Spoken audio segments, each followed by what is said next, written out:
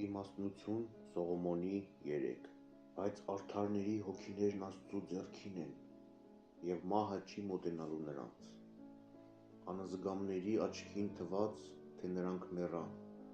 և նրանց ելքն այս աշխարհից համարվեց տանջանք, իսկ նրանց հեռանալը մեզնից կործանում։ Բայց նրանք գտնվում են խաղաղության մեջ, ու թեպետ և մարդկանց թվում է, թե նրանք տանջվեցին, բայց նրանք անմահության հաստատ հույս ունեն, ինչպես և նրանք, որոնք չխուսափեցին սակավ ինչ տառապանքից, պիտի բարիքներ գտնեն, քանի որ Աստված փորձեց նրանց, և նրանց էլ արժանի գտավ իրեն։ Նրանց փորձեց, ինչպես ոսկին բովի մեջ, և իբրև ողջակեզի զոհ ընդունեց նրանց։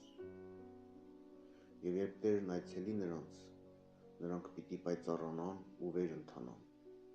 ինչպես կայծը եղեգի միջով,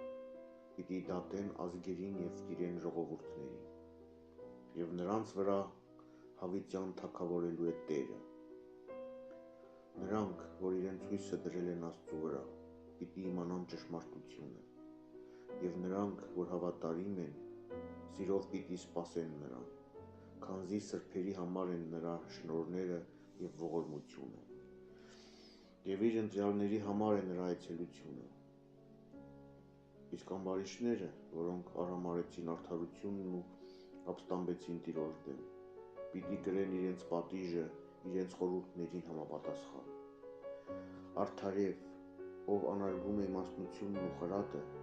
թշվառական է, ունայն է նրա հույսը, անօգուտ է նրա վաստակը, և պիտանի չեն նրանց գործերը, նրանց կանայք անմիտ են, նրանց երեխաները չարաբարո, և անիծված են նրանց ծնունդները։ Ավելի լավ է ամուլությունը, քան արգասավորությունը։ Երանելի է անարատ ամուլը, որ մեղքի անկողին չի ճանաչել։ Նա վարձ կընդունի դատաստանի օրը, նաև ներքինին, որ իր ձեռքով անիրավություն չի գործել, և ոչ էլ չարություն է խորել Տիրոջ մասին։ Նրան ըստ իր հավատի ընտիր շնորհ է տրվելու,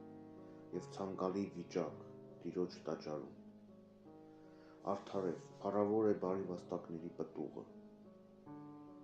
և անսխալ իմաստնության արմատը։ Շնացողների որդիները լինելու են պակասավոր, և պիտի ոչնչանա ապօրինի անկողնու զավակը։ Եվ եթե նույնիսկ երկարակյաց էլ լինեն, ոչնչություն են համարվելու, իրենց կյանքի վախճանին էլ